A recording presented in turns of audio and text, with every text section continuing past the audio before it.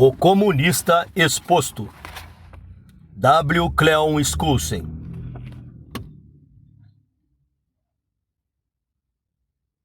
Segunda pergunta.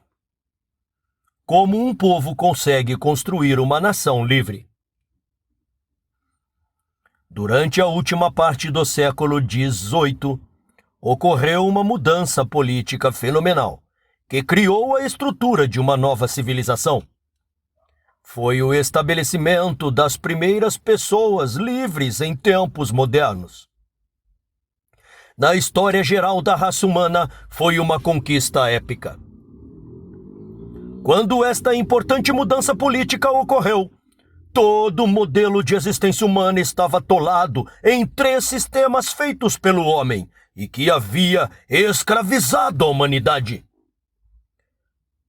O primeiro foi o sistema político de ditaduras monárquicas, nas quais a vida, a liberdade e a propriedade estavam sujeitos aos caprichos mais ou menos inconstantes dos potentados. O segundo sistema opressor foi o modelo econômico do mundo enraizado em uma variedade de contratos feudais, nos quais a maioria das pessoas passava suas vidas como servos, em vastas propriedades formadas a partir de despojos de conquistas militares. O terceiro sistema que dominou a vida da humanidade foi a expansão excessiva da religião institucionalizada. Os guardiões profissionais do bem-estar espiritual do homem haviam sufocado praticamente todos os canais de expressão espiritual livre, de modo que as questões de opinião e consciência eram muitas vezes analisadas e controladas por vigilância opressiva.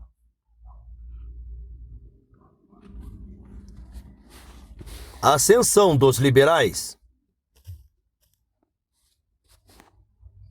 Durante centenas de anos, antes do século XVIII, alguns rebeldes liberais travaram dura luta contra os sistemas monstruosos que envolviam a humanidade e muitos deles deixaram sua marca. Nota de rodapé. Na política americana, o termo liberal designa a esquerda ou os progressistas, enquanto que no Brasil, ele mesmo se aplica aos entusiastas do mercado livre e da política capitalista em geral.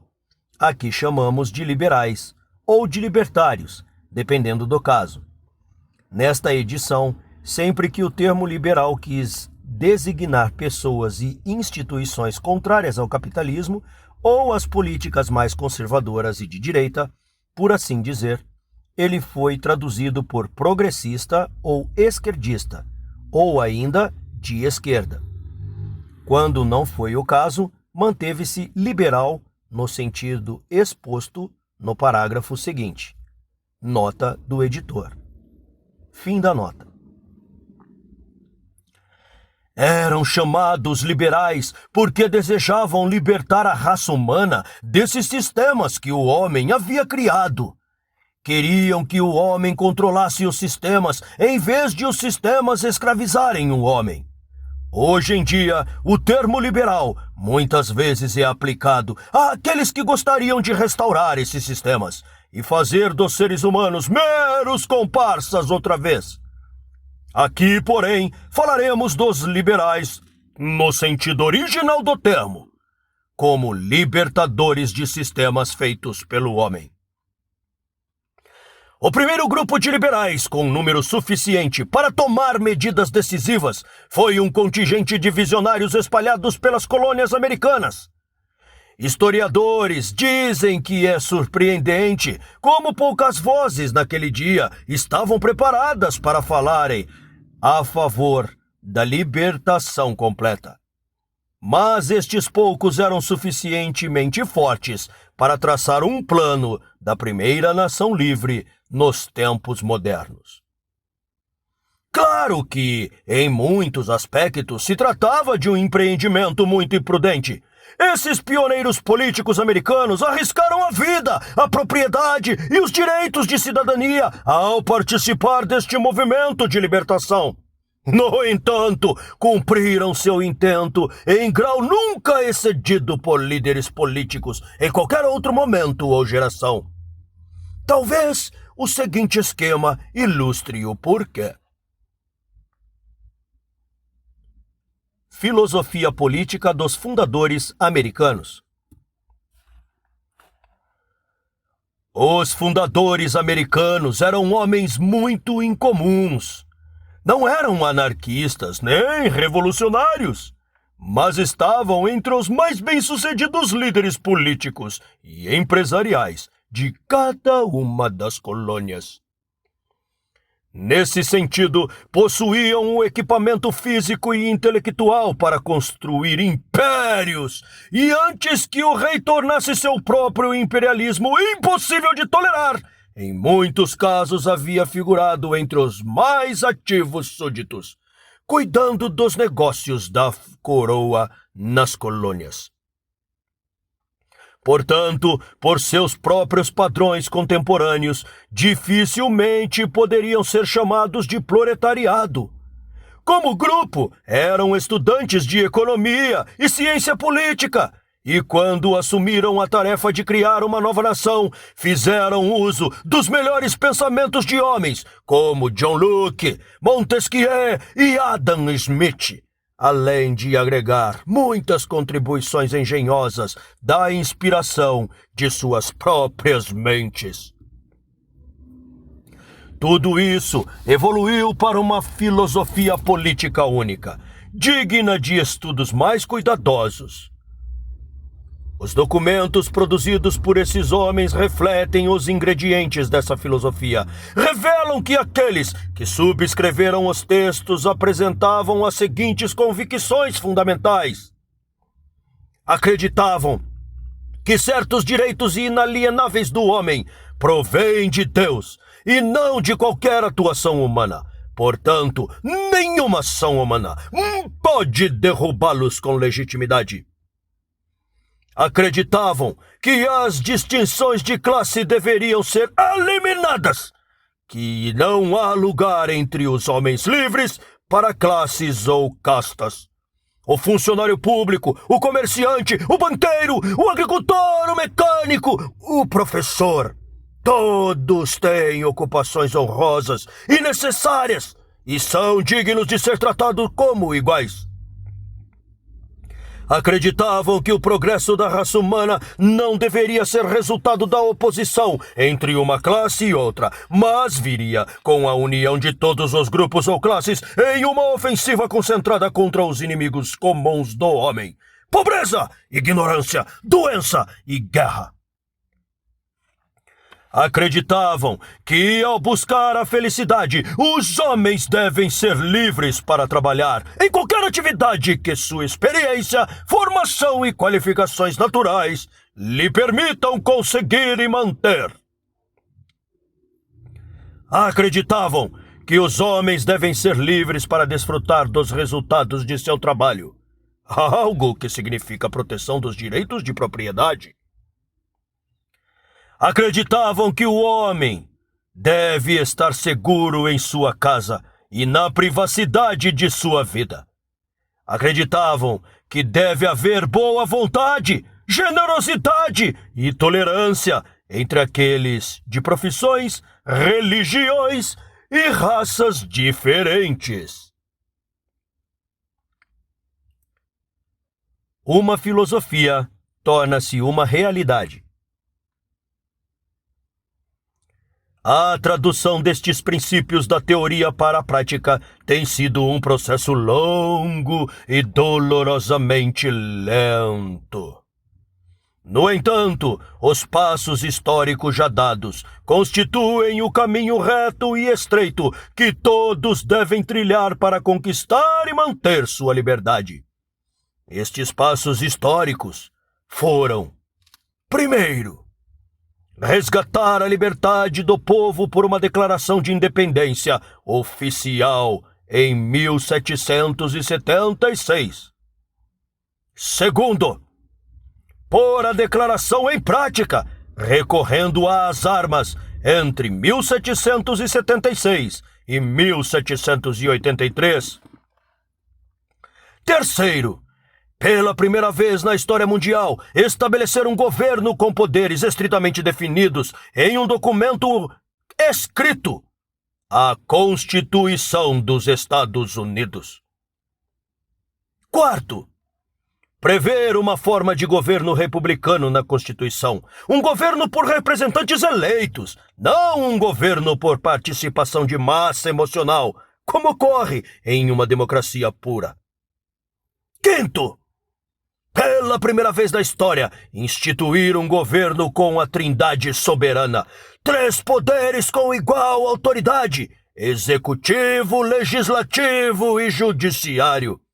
A separação entre os 3 poderes iguais veio da mente brilhante do Barão de Montesquieu, 1689 a 1755. James Madison era o grande admirador de Montesquieu e foi responsável pela introdução deste princípio na estrutura da Constituição. Sexto, cada ramo do governo estariam sujeitos a um sistema de freios e contrapesos dos outros 2 ramos, de modo a manter-se um equilíbrio saudável do poder. O governo foi definido como poder de coerção organizada da sociedade. A genialidade do princípio da separação de poderes por Montesquieu está no fato de que, quando um dos poderes excede sua autoridade, os demais poderes, junto ou separadamente, usam seus poderes de coerção para pôr termo à opressão causada pelo ramo que se excedeu. Isto torna desnecessárias as rebeliões populares para acabar com a opressão. Nota do narrador. Montesquieu só não contava com a corrupção. E quando os comunistas dominam isso por corrupção? Ah, Brasil. Acabar com a opressão. É um sonho que vimos ruir aos nossos olhos. Em 2022, Brasil. Fim da nota do narrador. Sétimo, todos os poderes não especificamente delegados ao governo federal ficaram retidos pelos governos e pelas pessoas. A doutrina da base contratual do governo, com a reserva de soberania política para o povo, foi descrita por John Locke em seu 2º Tratado do Governo Civil, publicado em 1690. Oitavo, as seguintes liberdades foram garantias ao cidadão soberano. 1. Liberdade religiosa, primeira emenda. 2. Liberdade de expressão, primeira emenda. 3. Liberdade de imprensa, primeira emenda. 4. Liberdade de reunião, primeira emenda. 5. Liberdade de petição ao governo para queixas, primeira emenda. 6. Liberdade para portar armas, segunda emenda. 7. Proteção contra a busca ilegal de pessoas, casas, papéis ou posses, quarta emenda. 8. Proteção contra a punição sem o devido processo legal, quinta e 14ª emendas. 9. Proteção contra vários processos pelo mesmo delito, quinta emenda. 10. Proteção contra a obrigação de testemunhar contra si próprio, quinta emenda. 11. Proteção contra a prisão sem julgamento rápido e público, sexta emenda. 12. Proteção contra fianças ou multas excessivas, contra punições cruéis extraordinárias, oitava emenda. 13. Liberdade contra escravidão ou servidão involuntária, 13ª emenda, aprovada em 1865. 14. Liberdade de voto, independente de raça ou sexo, 15ª emenda, aprovada em 1870. 19ª, aprovada em 1920. Nono, as reformas sociais e políticas de linha liberal foram incentivadas nos vários estados, enquanto servia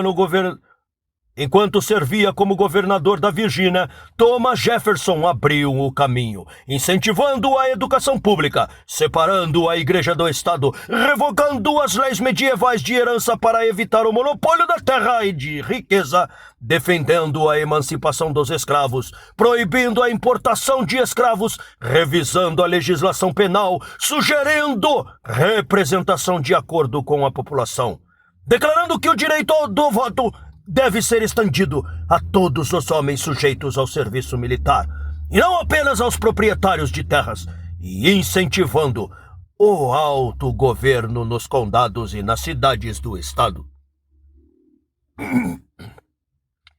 10º, a guerra civil estabeleceu a soberania do governo federal como autoridade dominante da União, da qual os estados não poderiam se separar, e cujas leis não podiam ser contraditas pelas estaduais. Essas mudanças deram solidariedade aos Estados Unidos, e uma uniformidade entre eles que tinha sido questionada antes. A Guerra Civil também abriu caminho para a emancipação de todos aqueles que vivem dentro das fronteiras do país. 11º, ao longo dos anos, uma legislação promocional foi aprovada para promover o bem-estar geral dos cidadãos, incentivando o transporte interestadual, comunicações transcontinentais, colonizações de terras públicas, serviço postal barato, desenvolvimento de cursos de água e recursos hídricos. 12º, aprovou-se uma legislação restritiva, com a finalidade de proteger o cidadão contra vários sistemas que começaram a invadir seu bem-estar. A legislação antitrust foi aprovada para restringir as atividades dos monopólios nos negócios e preservar a livre iniciativa. A legislação trabalhista para fixar a responsabilidade da liderança sindical. A legislação anticrime para proteger os cidadãos contra as forças organizadas do submundo. Assim, um novo padrão de governo humano nasceu entre os homens. É um quadro político projetado para manter o controle definitivo do governo nas mãos de quem vive sob este. É a expressão de uma filosofia política que possibilita a proteção contra o poder crescente de sistemas criados pelo próprio homem. É o desdobramento gradual de 6 séculos de verdadeiro liberalismo. Resultado dos 175 anos de liberalismo americano. O incentivo à iniciativa privada e à autodeterminação e à proteção do cidadão contra a usurpação de sistemas criados pelo homem já tinha 175 anos de comprovação das suas qualidades. A libertação do cidadão dos sistemas do passado foi benéfica. Os Estados Unidos, como todos os países novos, começaram com pouco capital e muitas dívidas. Embora outras nações muitas vezes dispusessem de semelhante acesso a recursos naturais, os Estados Unidos seguiram adiante, devagar, mas com firmeza. Em 1952, com apenas 7% da população e 6% do território mundiais, os Estados Unidos adquiriram, com atividades pacíficas, quase 50% da riqueza mundial. A cada ano, seus cidadãos plantam, constroem, vendem, compram e utilizam mais bens e serviços do que qualquer outro país. Com uma população de 180 milhões de habitantes em 1962, os Estados Unidos conseguiram aproximar-se do sonho de pleno emprego dos economistas, proporcionando trabalho para 63 milhões de habitantes, enquanto cerca de 37 milhões de seus jovens estavam matriculados nas escolas.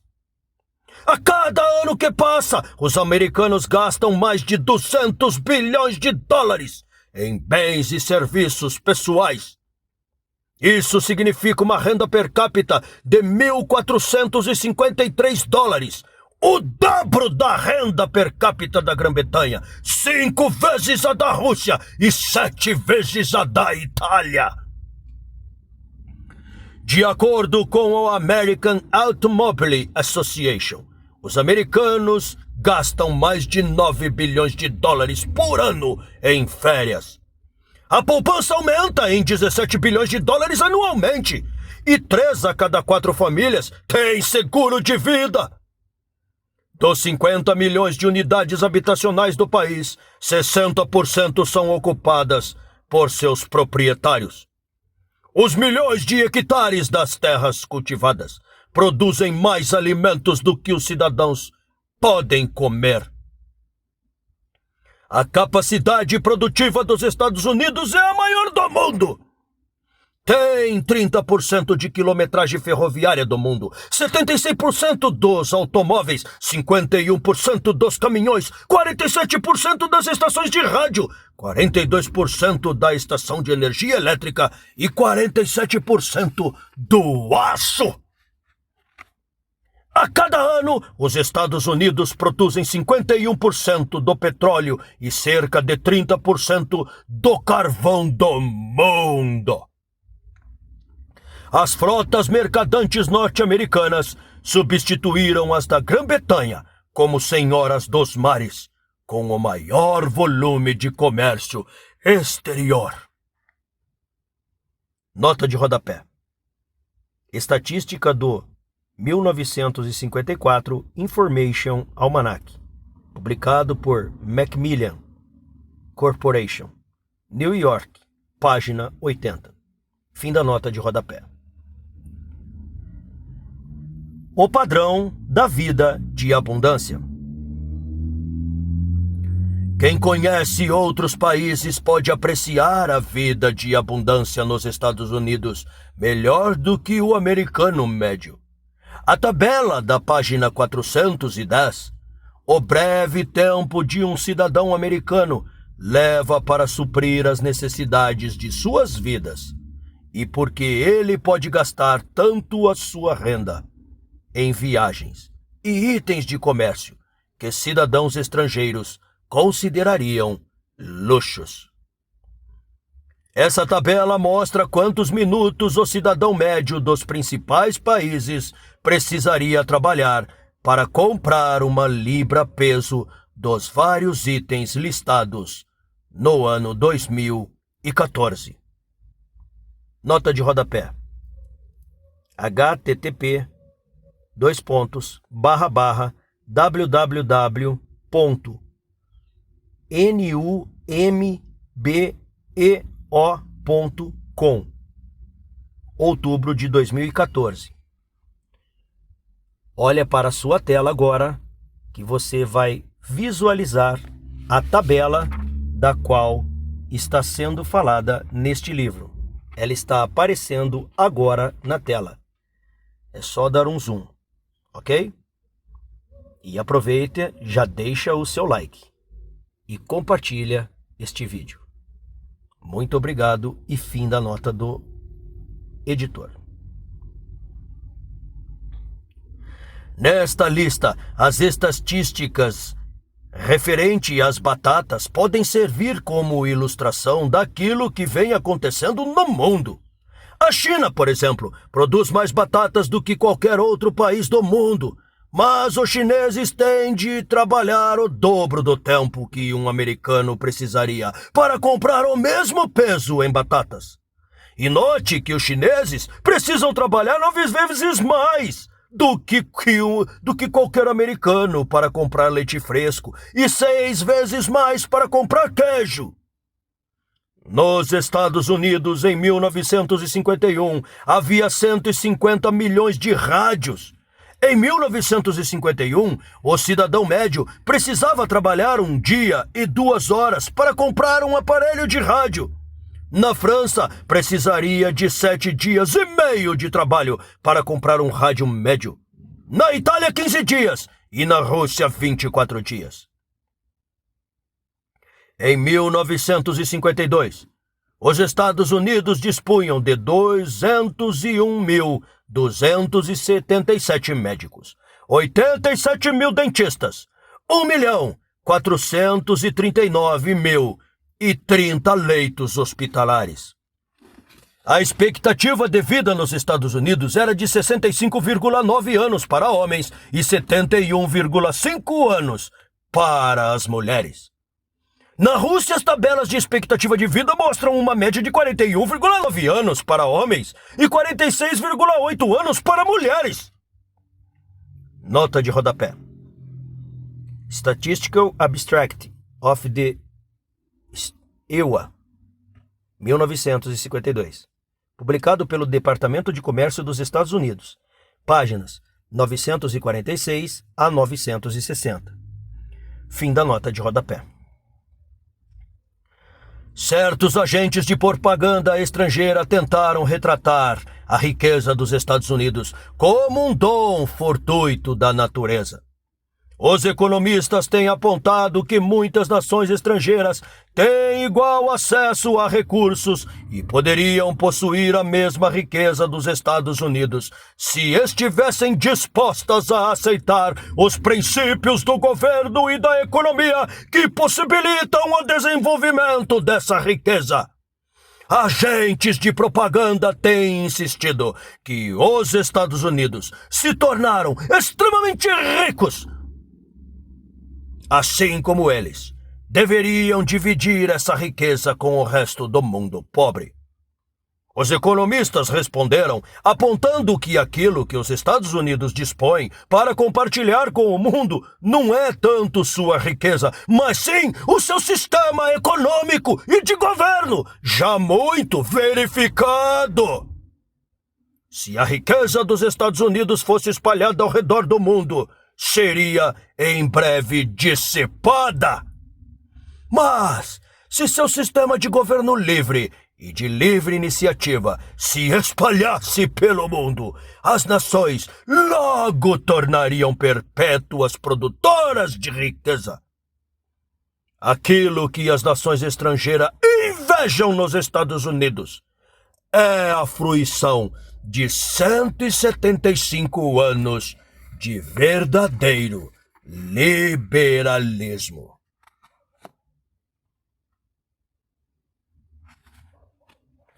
Continua no próximo capítulo. Obrigado pela presença.